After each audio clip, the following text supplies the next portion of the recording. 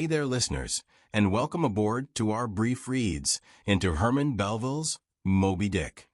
We'll be exploring excerpts from the first half of this epic novel, specifically chapters, narration, and some incredible dialogues, a real treasure trove of material you've given us. We'll uncover the world of 19th century whaling, get to know the intriguing characters aboard the Pequod, and, of course, unravel the mystery behind Captain Ahab's all-consuming obsession. It's like stepping onto the deck of the Pequod itself, isn't it? We're not just passively reading about this world. We're experiencing the sights, sounds, and even the smells of life on a whaling ship. Absolutely. And Melville doesn't waste any time immersing us in this world. He starts with a seemingly simple scene, a Sunday afternoon in New York City. But even amidst the crowds and bustling city life, he shows how these landsmen, as he calls them, are drawn to the harbor, gazing out at the vast ocean, lost in their ocean reveries. It's as if even those tied to landlocked routines have this innate longing for the sea. It's a brilliant way to set the stage. Melville is subtly hinting at this universal human connection to the sea, a yearning for something beyond the everyday, perhaps even for the unknown. And then, of course, he brings in his own personal experiences, his own motivations for going to sea. Yeah, his description of the wholesome exercise and pure air of the forecastle deck, it's not just about adventure for Melville, it's also about this almost spiritual need for the invigorating primal force of the sea. He even mentions how the Commodore, high up in his cabin, breathes that same air secondhand from the sailors. That seemingly insignificant detail actually reveals a lot about the hierarchy and social structure on board a ship like the Pequod. It makes you think about the often overlooked role of the common sailor in this grand maritime endeavor. And then there's that intriguing idea of a grand program of providence, guiding Melville's decision to embark on this whaling voyage. You get a sense that fate plays a significant role, not just in his life, but in the lives of all these characters we're about to meet. Exactly. Melville sets the stage for a story where individual choices seem intertwined with a larger, perhaps predetermined plan. It raises the question, do these characters have agency? Or are they merely playing out their roles in a grand cosmic drama? Now, speaking of dramatic settings, we can't forget about the Spouter Inn. I mean, what an introduction. Yeah. Melville describes it as this dimly lit, creaky place with low beams and old, wrinkled planks that make you feel like you're already at sea. And then there's the proprietor. He's described as this little, withered old man who seems to be profiting from the deliriums and death of sailors, all while running this inn built from the jawbones of a whale. I'm immediately struck by this almost biblical imagery, like something out of the story of Jonah. Yes, and I find it fascinating how Melville introduces this tension between piety and the darker side of human nature right from the start. This landlord is quoting scripture and all, but then casually mentions the harpooner trying to sell balmed New Zealand heads. Like it's just another commodity. That's unsettling, to say the least. It certainly challenges our expectations. You'd expect a religious man to be appalled by such a thing, but it seems like commonplace in this world. It makes you question the moral compass of these whalers, the lengths they'll go to in their pursuit of profit and adventure. And speaking of challenging expectations, we can't forget about Pequod, the harpooner who shares a room with Ishmael. He's initially described as a cannibal, which immediately plays on those 19th century fears of the savage other. But as we get to know him, we see a surprising depth of character. He's surprisingly civil and considerate, even sharing his bed with Ishmael, a complete stranger. It's a subversion of our preconceived notions, forcing us to look beyond those initial labels. I love that scene where Pequod performs his ritual with the little black idol. It's this strange and endearing moment where he offers the idol a bit of ship biscuit. It's a simple gesture, but it humanizes him and makes us question our own assumptions about what constitutes civilization and savagery. It speaks to Melville's ability to challenge our biases through these unexpected encounters. He's not giving us simple heroes and villains. He's presenting us with complex individuals who defy easy categorization. And while all of this is happening, the Pequod is getting ready to set sail. Melville gives us these snippets of the bustling activity, supplies being loaded, sailors signing on at the last minute, and these underlying hints of Ahab's ominous quest. But then he throws in this seemingly random detail about coronation oil being made from sperm oil. Suddenly, whaling is connected to global power and tradition. It's not just about hunting whales. It's about an industry that has far-reaching implications. It makes you realize the impact of this seemingly isolated world on the larger stage. It's like Melville is reminding us that even the most mundane aspects of this story have connections to history, politics, and even global economics. But now let's meet the main players in this maritime drama. Of course we have Captain Ahab, the enigmatic figure who casts a long shadow over the entire narrative. Melville imbues him with an almost supernatural aura, inspiring both awe and fear in his crew. His monomaniacal desire for revenge against Moby Dick is palpable from the moment he steps on deck. His first appearance is so impactful. Melville describes the reveal of his ivory leg, a stark reminder of his past encounter with Moby Dick, and the all-consuming desire for revenge that now drives him. It's like this physical manifestation of his inner torment. It's a powerful symbol, and it immediately sets Ahab apart from everyone else. You can sense the weight of his obsession, the burden of his past, in every step he takes. But he's not the only compelling character on board. We get Starbuck, the first mate, a pragmatic and deeply religious Quaker. He's clearly troubled by Ahab's obsession, torn between his duty to the captain and his own conscience. Do you think Melville is setting him up as a foil to Ahab, a voice of reason amidst the growing madness? It's certainly possible. Starbuck represents a different perspective, a more cautious and measured approach to life at sea. His inner conflict highlights the ethical dilemmas inherent in this pursuit of revenge. And then there's Stubb, the second mate. He's the jovial, pipe-smoking character who seems to take everything in stride, always ready with a joke or a philosophical musing. He provides a bit of lightness, a much-needed counterpoint to the growing tension. I think Stubb serves an important purpose in this story. He reminds us that even in the face of danger and uncertainty, there's still room for humor, for finding joy in the simple things. Absolutely.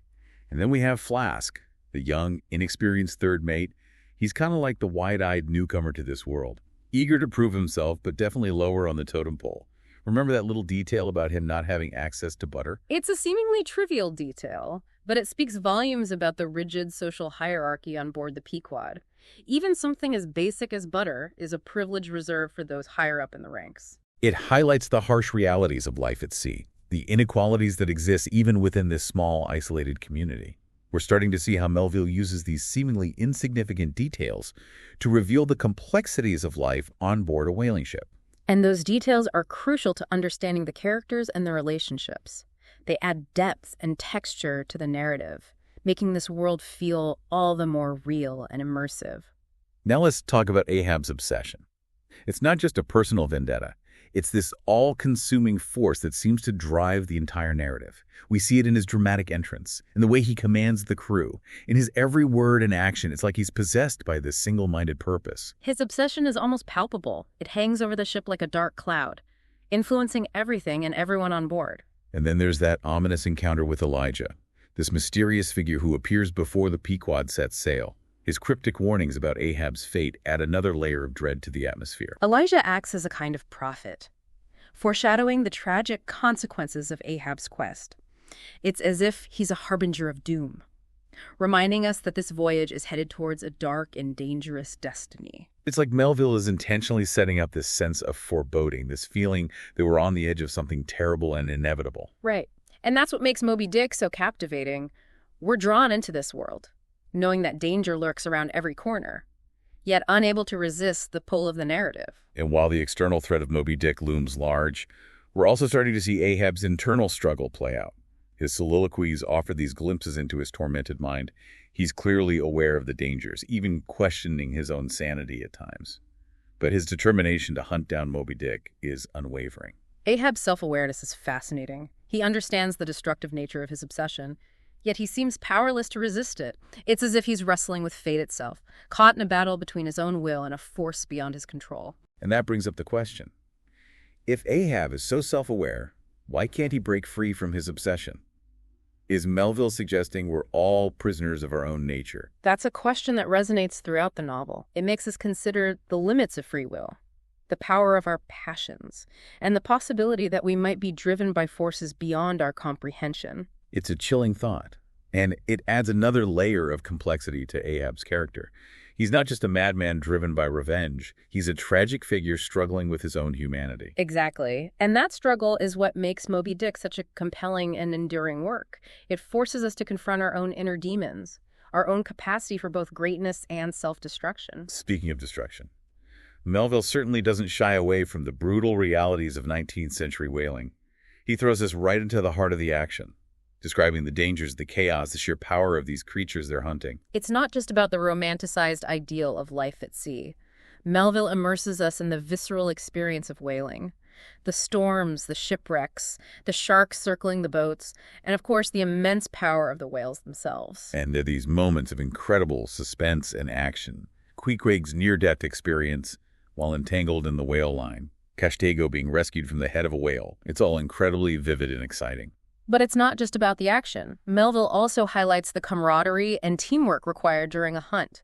These men depend on each other for survival, and that creates a unique bond, a sense of shared purpose in the face of overwhelming danger. It's true. Scenes like the coordinated attack on the sperm whale show how these men work together, how they rely on each other's skills and courage to succeed in this incredibly demanding and dangerous environment. And those moments of connection, of shared humanity, stand out against the backdrop of Ahab's obsessive quest. It's a reminder that even in the darkest of times, there's still room for compassion, for courage, for finding meaning in the midst of chaos. And speaking of darkness, we're starting to see some deeper themes emerge from these excerpts. Yes, like the classic battle between good and evil, with Ahab's relentless pursuit of Moby Dick representing a battle against a force of nature that embodies both beauty and terror. Right. And there's the theme of man versus nature, with whaling itself serving as the symbol of humanity's complex and often violent relationship with the natural world. Melville shows how whaling was about survival, but also this desire to dominate nature. It's like how we still wrestle with exploiting resources versus respecting the planet today. Exactly. It's a theme that resonates across centuries, prompting us to examine our own relationship with the natural world and the consequences of our actions. And then there's that age-old question of fate versus free will. Are these characters simply pawns in a larger cosmic game, or do they have the power to choose their own destinies? You've got Ahab convinced he's meant to hunt Moby Dick, while Starbuck struggles with whether any of us have real control. Does Mel suggest we're all just along for the ride? Or do we have agency within a larger plan? It's a question that Melville grapples with throughout the novel. And there are no easy answers. The story seems to suggest that it's a complex interplay of both forces, that our choices are influenced by factors beyond our control, but that we still have the capacity to make decisions that shape our lives. It's a profound idea that makes you think about your own life, your own choices, and the forces that might be shaping your destiny. And that's just one of the many thought-provoking themes that we're uncovering in these excerpts. There's so much to unpack, so much to discuss. What stands out to you so far from what you've heard? One thing that really struck me is how Melville uses the anatomy of the whale to explore those grand philosophical ideas. It's not just about the physicality of these creatures, it's about what they represent, what they reveal about our own place in the universe. Absolutely. Take those chapters on cetology, for example. You might be wondering why Melville devotes so much space to describing whales in such detail. But these chapters aren't just scientific digressions. They're central to his exploration of the limits of human knowledge. He's saying that trying to truly understand a whale is like trying to comprehend the vastness of the cosmos itself. And it's not just about the scientific details. It's about how we perceive the world, how we try to make sense of the unknown. I was particularly struck by that passage where he compares the whale's head to a dead, blind wall. That conceals a mass of tremendous life. It's as if he's saying that what we see on the surface is only a tiny fraction of a much larger and more mysterious reality. It's a powerful image, and it speaks to that sense of awe and terror that the whale evokes. We're constantly reminded of the vastness of the ocean, the depths to which these creatures can dive, the secrets they hold. It's both exhilarating and terrifying at the same time. I see what you mean about the whale symbolizing the sublime. But isn't there also this element of the grotesque? This unsettling beauty that Melville seems to be exploring? The way he describes the whale's blubber, the stench of the try-works, the sheer brutality of the hunt. It's both repulsive and strangely captivating. You're right. It's not just about romanticizing these creatures. Melville confronts us with the raw, visceral reality of whaling. And in doing so, he forces us to confront our own complex relationship with nature. It's like he's saying that beauty and terror are often intertwined, that there's a darkness lurking beneath the surface of even the most awe-inspiring natural wonders. And I think we see that reflected in Ahab, too. He's both this charismatic leader, this larger-than-life figure, but also a man consumed by darkness, driven to self-destruction by his obsession. Absolutely. There's a duality to Ahab that mirrors the duality of the whale itself. He's both drawn to it and repelled by it, seeing it as both a symbol of his own mortality and a challenge to his will.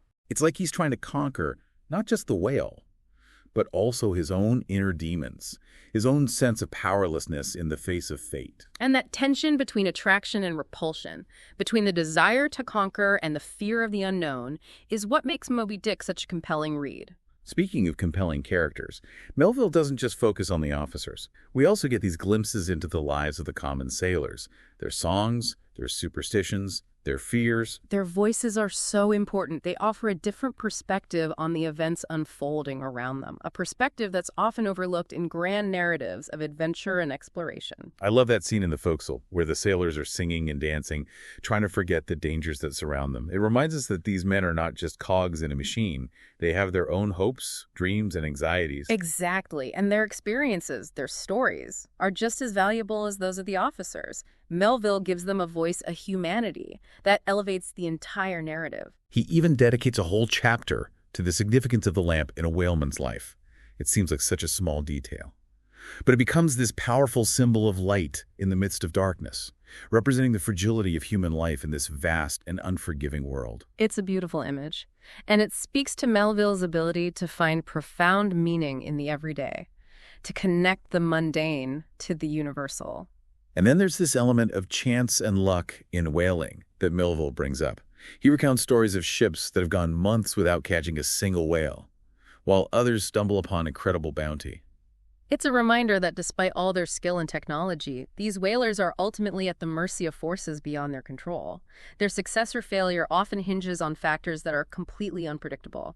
So, what does this all mean for us, the listeners? What can we take away from these excerpts about Moby Dick and the world Melville creates? I think Melville is challenging us to confront the complexities of human nature, the power of obsession, and our place in the grand scheme of things. He's asking us to consider the consequences of our actions, the limits of our knowledge, and the importance of empathy and understanding in a world that can often seem chaotic and indifferent.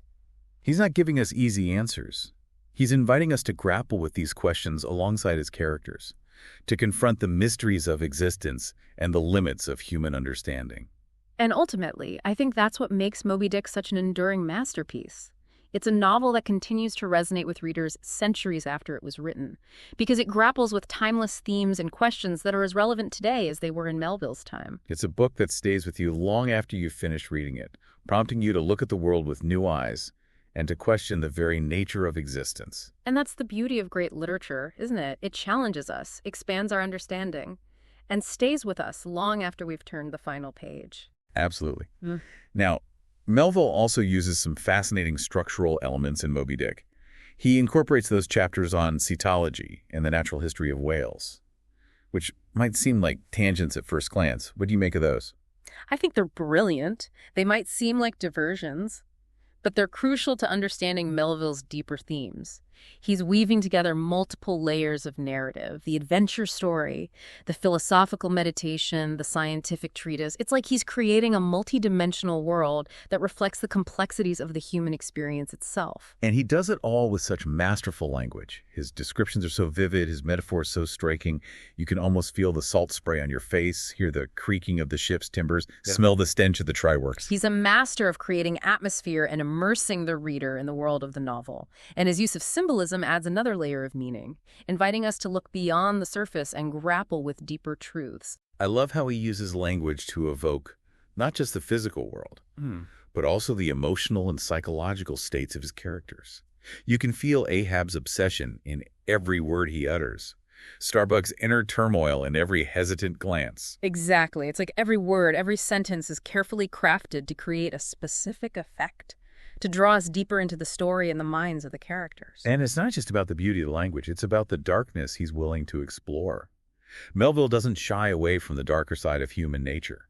He shows us the greed, the cruelty, the violence that can erupt when men are pushed to their limits. This raises an important question. What is the cost of obsession? Ahab's relentless pursuit of Moby Dick ultimately leads to the destruction of himself and his crew. It's a cautionary tale about the dangers of letting our passions consume us. You're right. He's showing us that even the most well-intentioned individuals can be corrupted by their desires. How the pursuit of revenge can twist even the noblest of hearts. It's a sobering thought, especially considering how relevant that theme is today. Absolutely. We see it in conflicts around the world, in personal vendettas, in the cycles of violence that seem to repeat themselves throughout history. Melville is reminding us that revenge is a dangerous path, one that often leads to more suffering, not resolution. There's also this fascinating exploration of the relationship between man and God in Moby Dick. Ahab rails against the heavens, challenging the very notion of a benevolent deity. He sees the whale as a symbol of the indifference of the universe to human suffering. It's a powerful and unsettling idea. Ahab is wrestling with some of the biggest questions we can ask. Why is there suffering? Where is God in all of this? What is our purpose in a world that can often seem arbitrary and cruel? And Melville doesn't give us easy answers. He leaves us to ponder these questions ourselves, to find our own meaning in the face of the unknown. Exactly. He's not preaching a sermon. He's inviting us to participate in the conversation, to grapple with these existential dilemmas alongside his characters. And speaking of different perspectives, Melville also gives us glimpses of other cultures and belief systems. Queequeg's pagan rituals and his relationship with his little black idol challenge our assumptions about religion and spirituality. It's a reminder that our own perspectives are limited, that there are other ways of understanding the world, other ways of connecting to something larger than ourselves. It broadens our horizons and makes us realize that there's so much we can learn from other cultures, from other ways of seeing the world. Absolutely. And it's a message that's as relevant today as it was in Melville's time. In a world that can often seem divided, it's important to remember that diversity is a strength, not a weakness. Melville also touches on the issue of social injustice and inequality. We see it in the treatment of the common sailors, the harsh conditions they endure, and the lack of power they have in the face of authority. And the presence of characters like Daggoo, the African harpooner, and Pip, the young black cabin boy, reminds us of the pervasive racism that existed in 19th century America. Now, you might be surprised to learn that Queequeg the harpooner is described as a cannibal. But don't let that initial description fool you. Melville uses this to challenge our preconceived notions about other cultures. It's a reminder that the way we perceive others is often shaped by our own biases and prejudices. Melville challenges us to look beyond the surface, to see the humanity in those who might seem different from us. It's a powerful message, and it makes you think about how those same issues of social injustice and inequality still play out today. Absolutely. Melville was ahead of his time in many ways. He was grappling with themes that are still relevant today, issues that we're still struggling to address as a society. And he's doing it all within the framework of this incredibly captivating adventure story. It's a testament to his skill as a writer that he can weave together these complex themes and ideas while still keeping us engaged and entertained. It's what makes Moby Dick such a rich and rewarding read. It's a novel that operates on multiple levels, offering something new each time you engage with it. Speaking of multiple levels, one thing that really struck me is the way Melville portrays Ahab's relationship with his crew. It's not just a simple case of captain and subordinates. There's this complex interplay of loyalty, fear, and resentment. It's fascinating, isn't it? Ahab's charisma and his single-minded determination are both captivating and terrifying. He inspires both awe and dread in his men, pushing them to their limits in pursuit of his own obsessive goal. It's like he's this magnetic force that draws them in, but ultimately leads them to their doom. Exactly, and that's the tragedy of Ahab. He's a brilliant and capable leader, but his obsession blinds him to the consequences of his actions, Right. leading him down a path of self-destruction. It's a reminder that even the most charismatic leaders can be flawed, that unchecked ambition can lead to ruin, and that true leadership requires not just strength and determination, but also wisdom, compassion, and a willingness to listen to the voices of those around us. It's a message that resonates across centuries. We see it time and again in history. Leaders who are so consumed by their own visions that they fail to see the bigger picture, the impact of their actions on those around them. It's a cautionary tale about the dangers of unchecked power, the importance of accountability, and the need for leaders who prioritize the well-being of those they lead. And it makes you think about the leaders in our own lives, in our own communities, and the qualities that make for truly effective and ethical leadership. Absolutely. Melville is offering us a framework for thinking critically about power leadership and the responsibility that comes with both. Another thing that stood out to me is Melville's masterful use of foreshadowing. He drops these subtle hints and clues throughout the narrative, building a sense of dread and anticipation. You know something terrible is going to happen, but you're not sure exactly what or when. It's like he's slowly tightening a noose around the reader's neck, Yeah, creating this unbearable tension that keeps us on the edge of our seats. exactly. The ominous warnings from Elijah, the strange behavior of Fadala, the glimpses of Moby Dick's immense power, they all contribute to this feeling that the Pequod is sailing toward its doom. And that's part of the genius of Moby Dick. Melville masterfully crafts this atmosphere of suspense and foreboding, keeping us both captivated and terrified as we follow the Pequod's journey. It's like he's inviting us to participate in the tragedy, to experience the fear and the awe alongside the characters, and to confront our own mortality in the face of the unknown. And that confrontation with the unknown, with the mysteries of existence, is at the heart of Moby Dick. It's a novel that forces us to confront the limits of our knowledge, the fragility of human life, and the power of forces beyond our control. It's a reminder that there are things in this world that we can never fully understand, forces that we can never truly conquer. And that, perhaps, in the face of such vastness and mystery, the best we can do is to strive for wisdom, compassion, and a sense of wonder. And that's a message that resonates deeply with me. In a world that often seems obsessed with control and certainty, Moby Dick reminds us to embrace the unknown, to find beauty in the face of terror, and to seek meaning in a world that can often seem meaningless. It's a book that teaches us to appreciate the small moments of grace and connection, to cherish the bonds of friendship and loyalty, and to find courage in the face of adversity. And ultimately, I think that's the enduring legacy of Moby Dick. It's a novel that inspires us to live more fully, to question more deeply, and to find beauty and meaning in the face of life's inevitable storms. It's a powerful message, and one that feels especially relevant in our world today. But it's not just about preaching a message. Melville does such a masterful job of weaving these themes into the very fabric of the narrative. You're swept along by the adventure of the characters, the sheer power of his language, and then, almost without realizing it, you find yourself confronting these deeper truths about human nature, about our relationship with the world, about our place in the cosmos. Exactly. He's not hitting you over the head with a message. He's inviting you to discover it for yourself through the journey of these characters, through the unfolding of the story. It's like he's saying, come aboard this ship, experience this world, and see where it takes you. And that's what makes Moby Dick so captivating. It's more than just a story about whaling. It's a journey of self-discovery, a confrontation with the unknown, an exploration of the deepest questions that have haunted humanity for centuries. And that's the beauty of great literature, isn't it? It challenges us, expands our understanding, and stays with us long after we've turned the final page. Melville also touches on the complexities of friendship and loyalty. The bond between Ishmael and Pequod is such a fascinating element of the story. It transcends cultural boundaries, preconceived notions, and even language barriers. It's a beautiful portrayal of friendship, and it speaks to Melville's belief in the power of human connection to bridge divides and overcome differences. And then there's the loyalty of the crew to Ahab. Even as his obsession leads them further down a path of destruction, it makes you wonder about the nature of leadership, the allure of charisma, and the fine line between devotion and blind obedience.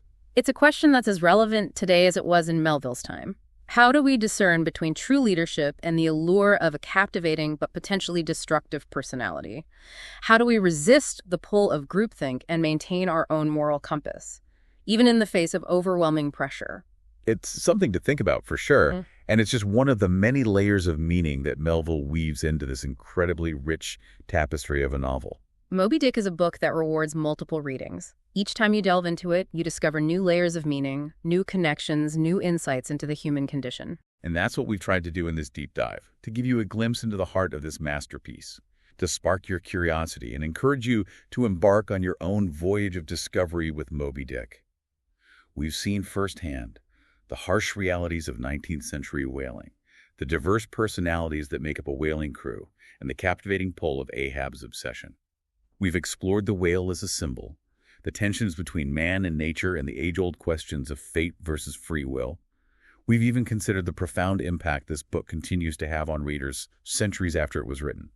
Melville gives us so much to ponder: the nature of good and evil, the limits of human knowledge, the destructive power of obsession, the complexities of leadership, the search for meaning in a chaotic world, and the enduring power of human connection. What stands out to you most from this exploration, and what are you taking away from this deep dive? There's so much more to uncover in this vast and intricate novel. We encourage you to keep reading and see where the Pequod's journey takes you next. Thanks for your time, and subscribe to the channel. See you in the next brief read.